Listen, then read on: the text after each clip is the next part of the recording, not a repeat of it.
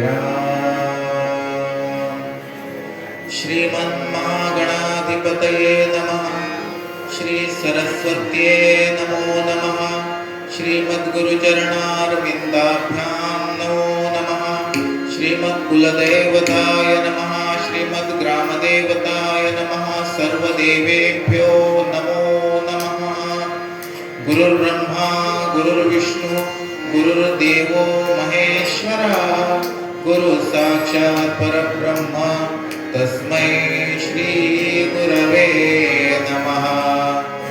ध्यायेत् नित्यं महेशं रजतगिरिदिवं चारुचन्द्रावतंसं रत्नाकल्पोज्ज्वलाङ्गं परशुमृगवरावेतिहस्तं प्रसन्नम् पद्मासीनं समन्तातस्ततोमरगणे व्याघ्रकृत्तिमोसनां विश्वाद्यं विश्ववन्द्यं निखिलं भयहरं पञ्चवक्त्रं त्रिनेत्रम् समचरणसरोजं सान्द्रनीलाम्बुदाभं जगन्निहितपाणिं मण्डनं मण्डनानां तरुणतुलसीमाला कञ्जरं कञ्जनेत्रं सदयधवलहासं विठ्ठलं चिन्तयामि। मूकं करोति वाचालं पङ्गुं लङ्घयते गिरिं यत्कृपां तमहं वन्दे परमानन्दमाधवम्। कृष्णाय वासुदेवाय हरये परमात्मने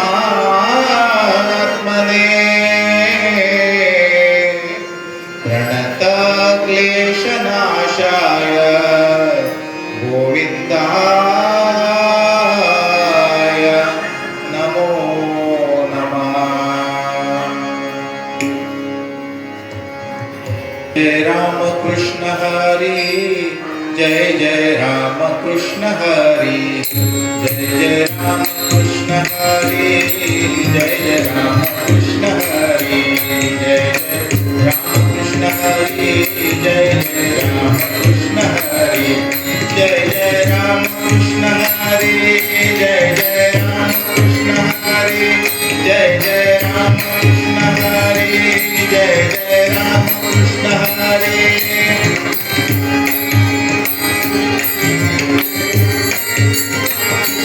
जय जय राम कृष्ण हरि जय जय राम कृष्ण हरि जय जय राम कृष्ण हरि जय जय राम कृष्ण हरि जय जय राम कृष्ण हरि जय जय राम कृष्ण हरि।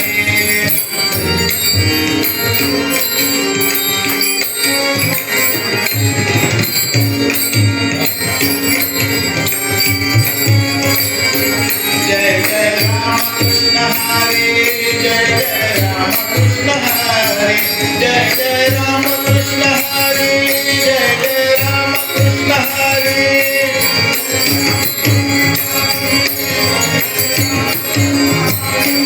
जय जय राम कृष्ण हरि जय जय राम कृष्ण हरि। जय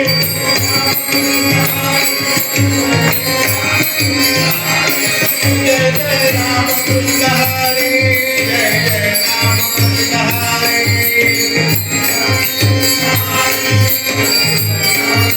हरि जय जय राम कृष्ण हरि। जय जय राम कृष्ण हरि जय जय राम कृष्ण हरि।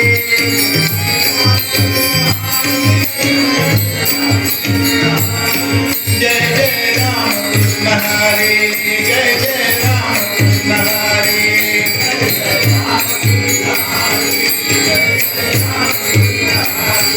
जय जय राम कृष्ण हरि जय जय राम कृष्ण हरि।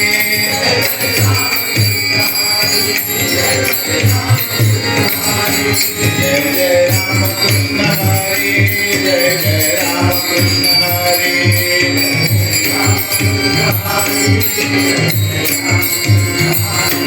जय जय राम कृष्ण हरि जय जय राम कृष्ण हरि। हरी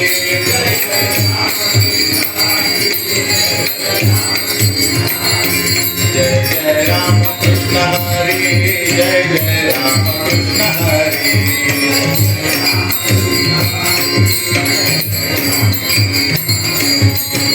राम कृष्ण हरी जय जय राम कृष्ण हरी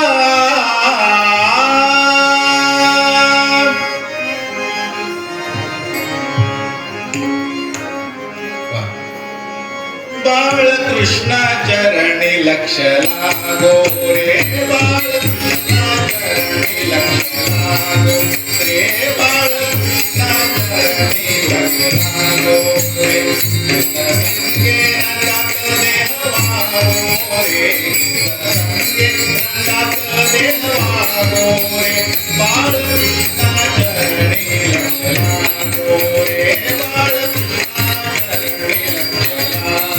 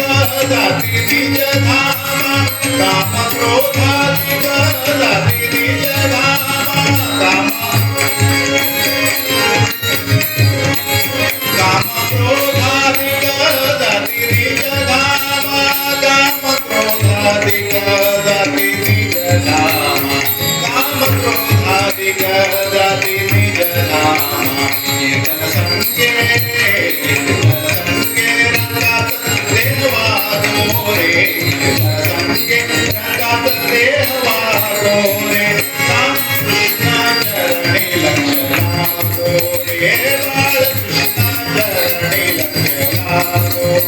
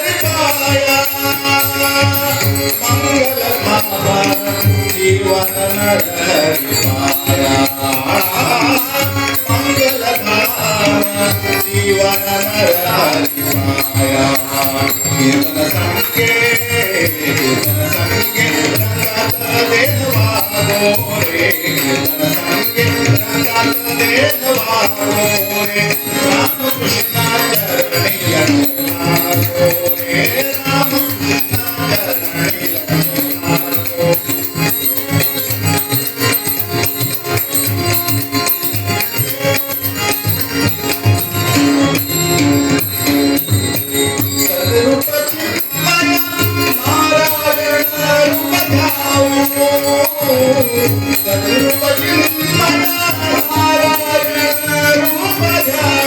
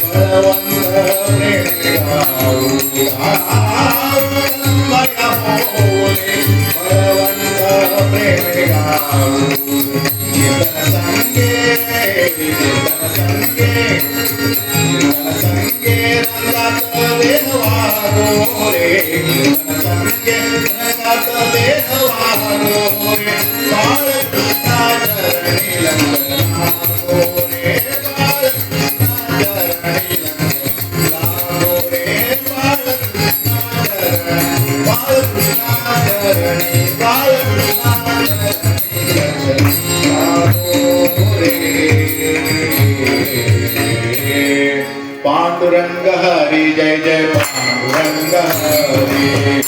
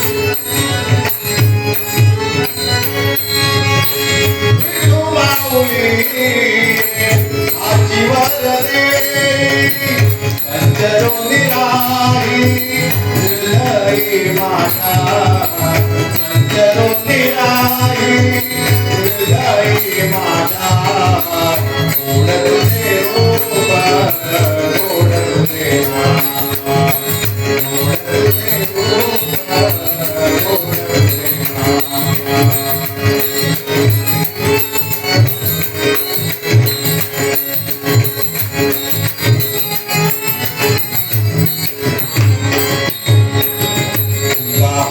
काही न मागो अनेक म्हणे काही न मागो अनेक तुका म्हणे काही न मागो अनेक तुका म्हणे काही न मागो अनेक तुझ्या पायी सुख सर्व आहे तुझ्या पायी सुख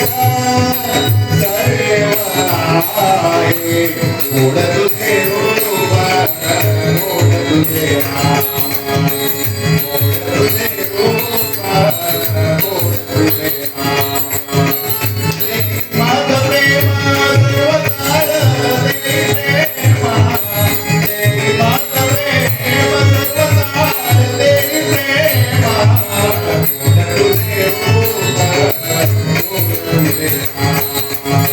गोड तुझे रूप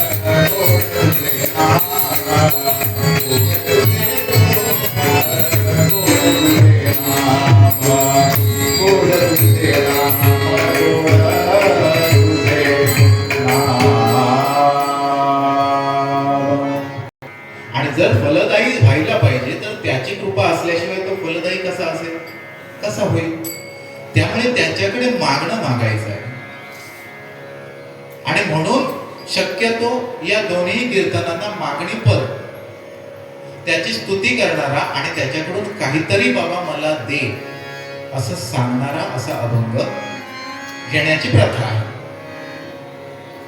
आणि म्हणूनच हा जो अभंग आहे तो संत शिरोमणी तुकोबारायांचा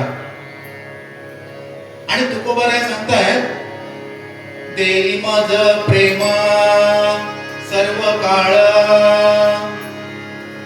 देई माझ प्रेम सर्व काळ आत्ताच नको या उत्सवापुरतं नको तर आयुष्यभरासाठी रात्री आपण बघितलं देवाची द्वारी उभा क्षणभरी म्हणजे उभं आयुष्य जन्मोनजन्म त्या भगवंताच्या चरणी असू दे आणि असा जो करतो तेने मुक्तिचारी साधी गेल्या तेच सार या अभंगाच्या माध्यमातून तुकोबाराय त्या भगवंताकडे मागतायत काय मागतायत मला दे काय दे देई माझं प्रेम प्रेम असू दे तुझं माझ्यावर कधी सर्व काळ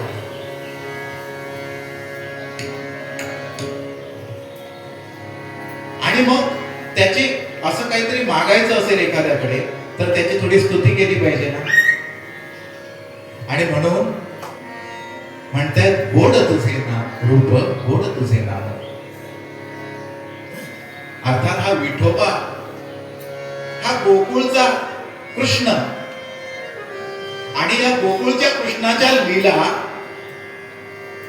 हा एकमेव दशावतारातला पूर्ण अवतार कृष्ण अवतार पूर्ण अवतार म्हणजे त्याने आपल्या अवतार कार्यामध्ये एक आदर्श वस्तुपाठ घालून दिला म्हणजे समर्थांच्या म्हणण्याप्रमाणे हटासी वावे हट उद्धटासी उद्धट खटनटासी खटनट अगत्य करी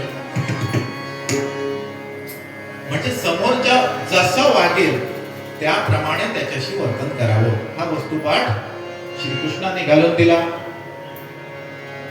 प्रेमाला प्रेमाचं उत्तर आणि कपटाला कपटाचं उत्तर कपटाने उत्तर मग यावेळी लोक काय म्हणतील यापेक्षा धर्म आणि अधर्म याच्या पारड्यांमध्ये धर्माचं पारडं कसं जड होईल याकडे लक्ष देणं हे सज्जनांचं लक्षण आहे श्रीकृष्णाचा आदर्श हे सांगतो आणि म्हणून त्या श्रीकृष्णाकडे हे सगळं करून थकला आणि बाबा आता दमलो मी असं म्हणून शंख चक्र गदा सगळं खाली ठेवलं आणि उभा राहिला. तो हा पांडुरंग. आणि या पांडुरंगाकडे मागणं मागतायत काय? देई मज प्रेम सर्व काळ, गोड तुझे रूप गोड तुझे नाम. नामाची महती आपण बऱ्याच वेळा बघतो. आणि संतांनी हे अधिकारवाणीने सांगावं. का अधिकारवाणीने सांगावं? कारण त्यांनी तो अनुभव घेतलाय. आधी केलं मग सांगितलं. वरचा षडजड आहे. संतांनी हे केलं आणि मग सांगितलं म्हणजे अनुभवाचे बोल आहेत. फरक आहे. तुकोबांनीच आपल्या एका अभंगामध्ये सांगून ठेवलंय, सा प ध म ग सा रे ग सा नी प नी सा रे ग सा. हा घ्या माझा अनुभव. तुकोबा सांगतायत माझा अनुभव आहे तो ऐका. काय? हा घ्या माझा अनुभव, भक्तिभाव प्रेमाचा, भक्तिभाव प्रेमाचा. हा घ्या माझा अनुभव, हा घ्या माझा अनुभव, भक्तिभाव प्रेमाचा, भक्तिभाव प्रेमाचा.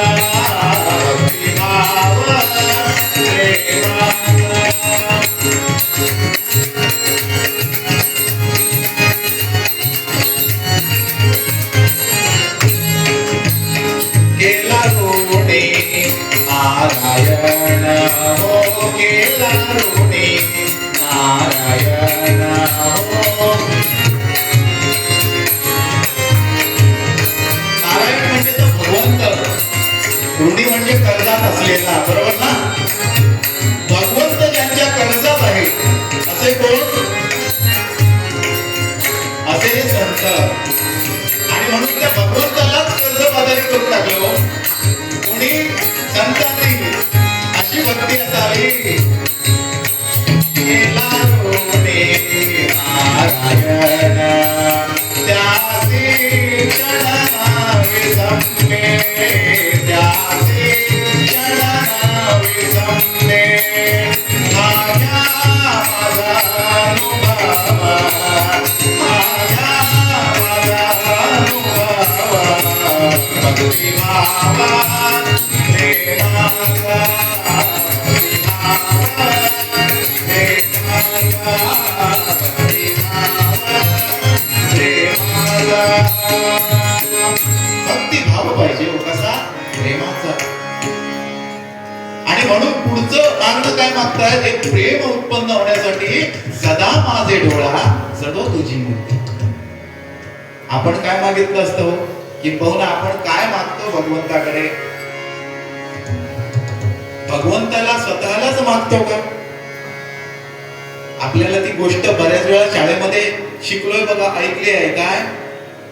एक राजा होता आणि त्या राजाने काय केलं? एके दिवशी अशी घोषणा केली की बाबा माझ्या राज्यामध्ये आता भरपूर सुबत्ता आहे, धन धान्य अगदी ओसंडून वाहतंय. त्यामुळे प्रजाजनांपैकी कुणीही यावं आणि इथे राजवाड्यात महालामध्ये पसरलेल्या कोणत्याही वस्तूला हात लावावा, ही गोष्ट त्याची. आणि इकडे असे धान्याचे ढीग आहेत, तिकडे मोहरांचे ढीग आहेत, इकडे काही वस्तू आहेत, इकडे संसाधन आहेत, जे जे काही आहे ते सगळं आहे. प्रजाजन येत होता आणि एका दिवसाची मुदत दिली, 12 तासांची. सकाळी 7 वाजता सुरू होणार, संध्याकाळी 7 वाजता संपणार. आणि प्रत्येक जण येत होता आणि म्हणाले एकदाच हात लावायचा आणि एका वेळेला जेवढं जाईल तेवढंच न्यायचं, ही अट होती. प्रत्येक जण येत होता, कोणी मोहरांना हात लावत होता, एकदा आपल्या मोहरा भरून घेऊन जात होता. कोणाला धान्य पाहिजे होतं धान्य नेलं, कुणाला काही वस्तू पाहिजे होती वस्तू नेली, दागिने पाहिजे होते दागिने नेले, सगळं काही नेलं नेलं नेलं. एक म्हातारी आजी बाजूला येऊन बसली होती आपली दंडा घेऊन आणि सगळ्यांची मजा करत होती. कोण कोण काय नेतंय. राजाने एक दोन वेळा सांगून पाहिलं, म्हातारे तुला काय पाहिजे तर घेऊन जा, हे सगळे संपवतील तर नंतर तुला काहीच मिळायचं नाही. म्हातारी म्हणाली ठीक आहे, माझं मी बघते, तू तुझं काम बघ. राजाला सांगायची. राजाने 2-3 वेळा सांगितलं आणि राजाने दुर्लक्ष केला. असं ते म्हातारी वेडी आहे म्हणाला.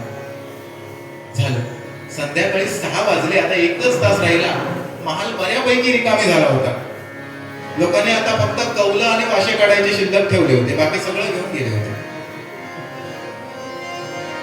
ते पण लोकलाजस्त, म्हणजे आपल्याच राज्याची कौलं आपण घेऊन आलो असं व्हायला नको म्हणून बहुतेक शिल्लक ठेवली असावी. अहो हे दुर्दैव हे आजच्या काळात दिसतं. आपल्या गड किल्ल्यावर असणाऱ्या तोफा भंगारमध्ये विकळायला दिल्या. जे काही मिळालं ते विकलं लोकांनी. दगड सुद्धा घेऊन गेले. हे दुर्दैव आम्ही बघितलेलं आहे, अनुभवलेलं आहे समोर. म्हणजे आपल्या राज्याचा वारसा जपावा, आपल्या इतिहासाचा वारसा जपावा आणि त्याच्यातून पुढच्या पिढीला प्रेरणा द्यावी, एवढं पण नाही डोक्यात आलं. असो, तर इथे आता मात्र ती आजी उठली. काठी टेकत टेकत टेकत टेकत राजाकडे गेली. राजा म्हणायला लागला मनातल्या मनात, आता तुला काय देऊ बाई, सगळं घेऊन गेले. त्यावेळी म्हातारी गेली आणि राजाच्या हाताला धरलं. राजालाच हात लावला. आणि अट काय होती, ज्याला हात लावेल आणि जे एका वेळी घेऊन जाता येईल ते त्याच. तिने राजालाच हात लावलं, म्हणजे राजा कोणाचा झाला, म्हातारीचा राजा झाला, बरोबर ना. आणि एका वेळी ती हाताला घेऊन त्याला घेऊन जाऊ शकते चालत चालत. म्हणजे बाकीच्यांनी छोटा किती विचार केला बघा, मला धन पाहिजे जे कधीतरी संपून जाणार आहे, मला धान्य पाहिजे जे कधीतरी खाऊन संपवणार आहोत, मला भौतिक वस्तू पाहिजे जी कधीतरी जीर्ण होऊन मोडून जाणार आहे. म्हातारीने मात्र काय केलं, उगाच केस पांढरे झाले नव्हते, राजालाच आपलं केलं. आता राजाच आपला म्हटल्यावर पूर्ण राज्यच आपलं नव्हतं. मुख्यमंत्री जर माझ्या अखत्यारीत आले तर पूर्ण राज्यच माझ्या अखत्यारीत आले नाही का. तसं सदा माझे डोळा जळो तुझी मूर्ती, म्हणजे काय, माझ्या डोळ्यांना आणखी काहीच पाहायचं नाहीये.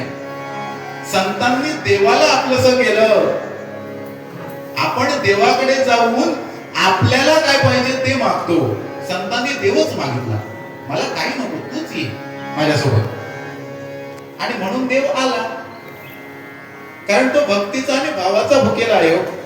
तो आपल्या एका श्रीफळाने संतुष्ट होत नाही, 5 केळ्यांनी संतुष्ट होत नाही. मग असं म्हटल्यानंतर शेवटी नंतर येऊन बुवाला कीर्तन संपल्यानंतर लोक भेटतात आणि म्हणतात, बुवा असा कसा काय म्हटला तुम्ही, म्हणजे आम्ही नारळ ठेवतो नाही की काय, आम्ही केळी ठेवची नाही की काय. हो, मग यासाठी ही प्रतीक आहेत आपला भक्तिभाव दाखवण्याची. नाहीतर त्याने सगळी सृष्टी निर्माण केली, त्याने मला निर्माण केलं, त्याने तुम्हाला निर्माण केलं, नारळही त्यानेच निर्माण केला, केळी पण त्यानेच निर्माण केली. आणि त्यानेच निर्माण केलेलं काहीतरी उचलावं मी आणि त्याला द्यावं आणि सांगावं, हे बाबा तू पाहून करून घे, मी आणलंय तुला. हे बरोबर आहे का हो? नाही. पण तरी सुद्धा आपण देतो. का देतो? शिक्षक असल्यामुळे. माझं हे आवडतं उदाहरण आहे. फळ्यावर 0 लिहिला आणि मुलांना विचारलं, मुलांना काय आहे? मुलांनी म्हटलं 0 आहे. 0 म्हणजे काय? काहीच नाही. 0 पुसून टाकला. आता मुलांना काय आहे? मुलं म्हणाली काहीच नाही. पुन्हा 0 लिहिला. म्हटलं आता सांगा. 0 आहे. 0 म्हणजे काय? काहीच नाही. पुन्हा पुसून टाकला. मुलांना विचारलं काय आहे? काहीच नाही. मग काहीच नाही हे काही न लिहिता जर समजतं तर मग 0चा आकार काढायची गरज का? कारण समजून घ्यायला भौतिक मूर्त रूप आपल्याला पाहिजे असतं. अमूर्त सर्व काही आहे. या चराचरामध्ये भगवंत भरलेला आहे. फक्त आपल्याला हात कुठे आपण जोडू त्या ठिकाणी काहीतरी आकार लागतो, त्या आकाराला आपण मूर्ती म्हणतो. त्या मूर्तीमध्ये प्राणप्रतिष्ठापना आपण करतो आणि तिथे आपण नतमस्तक होतो. याचा अर्थ तिथेच देव बसलाय का? नाही, देव चराचरात भरलाय. फक्त आपल्याला सत्सत विवेक बुद्धीने ज्या ठिकाणी नतमस्तक होऊ तिथे आपल्याला काहीतरी आवश्यक असतं, म्हणून ती देवाची मूर्ती, देवाचे प्रतिष्ठापना. आणि मग आपला भक्तिभाव आणि आपल्या समाधानासाठी, आपल्या भौतिक समाधानासाठी आपण ठेवत असतो. त्यामुळे हे जे काही आपण व्यक्त करतो, श्रीफळ ठेवणं, केळी ठेवणं किंवा जे जे काही, ते आपल्या भौतिक समाधानासाठी असतं. त्यामुळे ते चुकीचं म्हणता येणार नाही. परंतु तेवढ्यावरच भगवंत संतुष्ट होईल आणि माझ्यासाठी प्रसन्न होईल हा मात्र नाद करायचा नाही. आणि म्हणून सदा माझे डोळा जडो तुझी मूर्ती, कोणाला सांगतायत? रकुमाईच्या पती सोयरिया. आणि पुढे विठू माऊली ये हाची वर देई. हा वर दे असं नाही म्हटलं, हाच वर दे. पुढे च लागला की तिथे काय आलं? पूर्णविराम आलं. म्हणजे हा दे. आपण म्हणतो काय? हा एक दे, हा एक दे, हा आणखी एक दे. हे चालू राहतं ना पुढे. आणि हाच दे असं म्हटलं की झालं, आणखी काही नको, तेवढंच दे. त्यामुळे विठू माऊली ये हाची वर दे. हा एकच वर दे मला, सदा माझे डोळा जडो तुझी मूर्ती. विठू माऊली ये हाची वर देई, काय? संचरोनी राही हृदयी माझ्या. माझ्या अंगात संचारलाच नाही तरी चालेल, माझ्या हृदयात मात्र तुझा कायम संचार असू दे. आणि हृदयात परमेश्वराचा संचार असला की पूर्ण अंगामध्ये संचार व्हायला कितीसा वेळ लागतोय? बरोबर ना? आणि ज्याच्या अंगामध्ये भगवंत संचारलेला आहे तो चुकीच्या मार्गाला जाणंच शक्य नाही. आणि म्हणून या काल्याच्या कीर्तनाला आपण एवढंच, उत्सवाची सांगता किंवा उत्सवाची फलप्राप्ती करायची असेल तर तुकोबांचं हे मागणं आपणही मागायचं आहे. आणि भगवंताकडे त्या कृष्णाच्या लीला आठवून त्या भगवंताकडे तुका म्हणे काही न मागो आणिक, तुझ्या पायी सुख सर्व आहे. तुझ्या पायाचं सुख हे कुठेही नाही रे. आणि म्हणून या काल्याच्या कीर्तनाला श्रीकृष्णाचे, आणि श्रीकृष्ण त्याच्यासाठी आला ना, कृष्णाची अखंड कथा आपल्याला सांगते. कृष्णाने महाभारताच्या युद्धाच्या वेळी ज्यावेळी वाटणी झाली त्यावेळी श्रीकृष्ण एकटे पांडवांच्या बाजूने राहिले. द्वारकेचा राणा पांडवा घरी. आणि आपली सगळी सेना, अगदी आपल्या भावासकट सगळं, हे सगळं पांडवांच्या बाजूने पाठवलं, कौरवांच्या बाजूने पाठवलं. एवढंच नाही, एवढ्यावरच थांबले नाही, तर नधरी शस्त्र करी मी. म्हणजे काय? हाती शस्त्र घेणार नाही अशी प्रतिज्ञा पण करून मोकळे झाले. त्यामुळे कौरवांचा विजय तिथेच निश्चित झाला असं दुर्योधनाला वाटलं आणि त्याने विषय सोडून दिला. हा एकटा माझ्या काय कामाचा, जाऊ दे तिकडे. परंतु भगवंताच्या युक्तिवादावरच संपूर्ण महाभारत आणि महाभारताचं युद्ध फिरलं बघा. एवढंच नव्हे, त्याला, भगवंताला दुर्योधनाच्या बाजूने जाता आलं असतं, तिथे त्याला व्हीआयपी ट्रीटमेंट सुद्धा मिळाली असती.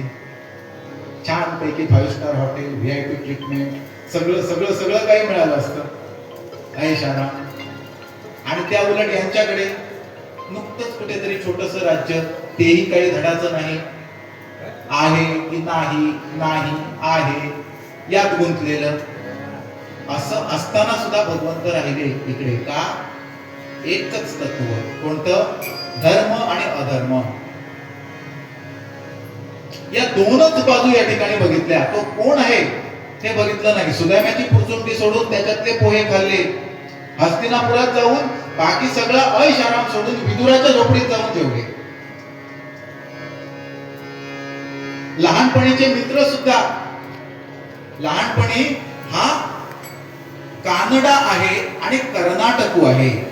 कानडा विठ्ठलू कर्नाटकू. असं जे वर्णन करतात. कानडा म्हणजे काय? कन्नड बोलतो किंवा कर्नाटकातला म्हणून कानडा नाही. कानडा म्हणजे अव्यक्त, निराकार किंवा ज्याचा अंदाज बांधला जाऊ शकत नाही असा तो कानडा. आणि कर्नाटक म्हणजे लीला करणारा. कर्नाटकातला नाही. आपण जे बऱ्याच वेळा असंच समजतो ना कर्नाटकातला. हा, कर्नाटकात काही वर्ष जाऊन राहिला तो. कर्नाटकाच्या राजाने घेऊन गेला होता. नंतर भानुदास महाराजांच्या कृपेने पुन्हा येऊन त्याची प्रतिष्ठापना पंढरपुरात झाली. हे नाही म्हणता येणार नाही, पण तेवढाच अर्थ त्याचा सीमित नाही बरं का. कर्नाटक म्हणजे लीला दाखवणारा. आणि या लीला बालपणापासून कंस जरासंधादी दैत्यांचा संहार परिहार करणारा असा तो बालपणातल्या लीला. आणि त्या बालपणातल्या लीला आज आपण आठवायच्या, म्हणून हे काल्याचं कीर्तन आणि म्हणून गोपाळकाला. आणि म्हणून हा गोपाळकाला. पण गोपाळकाला हा फक्त दहीहंडी फोडणे, फक्त दही चोरणे वगैरे यातच सीमित नाही बरं का. त्या भगवंताच्या लीला होत्या. आणि त्या भगवंताच्या लीला एकच गोष्ट सांगतो. भगवंत ज्यावेळी असं वर्णन केलेलं असतं की बाबा गोप गोपिका चालल्यात, त्यांच्यावर दगड मारतोय, त्यांचे मडकी फोडतोय, माठ फोडतोय आणि त्याच्यातलं दही चोरून खातोय. हे सगळं कोणी केलं? श्रीकृष्णाने केलं. वयाच्या 6व्या 7व्या 8व्या वर्षी केलं. पण आपण हे विसरतो की वयाच्या 6व्या 7व्या वर्षी अगदी गमतीने नकळतपणे जो गोप गोपिकांचे वस्त्रे सुद्धा लपवून ठेवत होता, जो दही दूध लोणी हे चोरून खात होता, माखन चोर ज्याला म्हणतात, जो दया दुधाचे माठ फोडत होता, तोच श्रीकृष्ण वयाच्या 60व्या वर्षी द्रौपदीला वस्त्र पुरवत होता. हा आदर्श कधी घ्यायचा आपण? त्यामुळे कृष्णाच्या लीला आठवायच्या, पण कृष्णाचं कर्तृत्व सुद्धा आठवायचं आणि मनात साठवायचं. आपण जर हे ज्यांनी ते श्रीकृष्णाने जे 6व्या 7व्या वर्षी केलं, आपण जर हे 20व्या 25व्या 30व्या वर्षी करत असू श्रीकृष्णाच्या नावाखाली, तर ते योग्य आहे का? आणि आजची गरज आहे म्हणून म्हटलं, कारण कीर्तन हे प्रबोधनाचं साधन आहे. कीर्तनातून प्रबोधन संतांनी सुद्धा केलं आणि तोच वारसा आम्हाला दिला. आम्हीही तोच प्रयत्न करतोय. आणि त्यामुळे श्रीकृष्णाचं हे रूप आठवूया आणि गोपाळ काल्यामध्ये आता आपण होऊया ना, सहभागी होऊया. पुढे काय इथली कसं काय आहे ते मला जरा इथे सांगायचं आहे, कारण हे माझं इथलं पहिलंच वर्ष आहे. त्यामुळे जरा पुढे कसं कसं काय काय चालणार आहे हे मला सांगा, म्हणजे माझ्याकडून काही राहून जायला नको किंवा वेगळं काही वाटायला नको तुम्हाला. ठीक आहे? श्रीकृष्णाचं हे रूप आठवूया.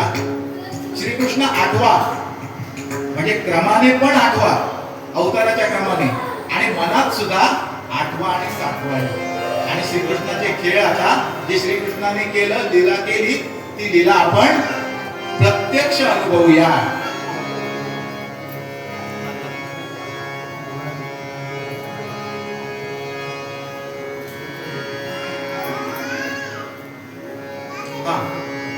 तत्पूर्वी थोडस गजल करूया आणि गजल करत असतानाच पुढची तयारी करूया. ठीक आहे?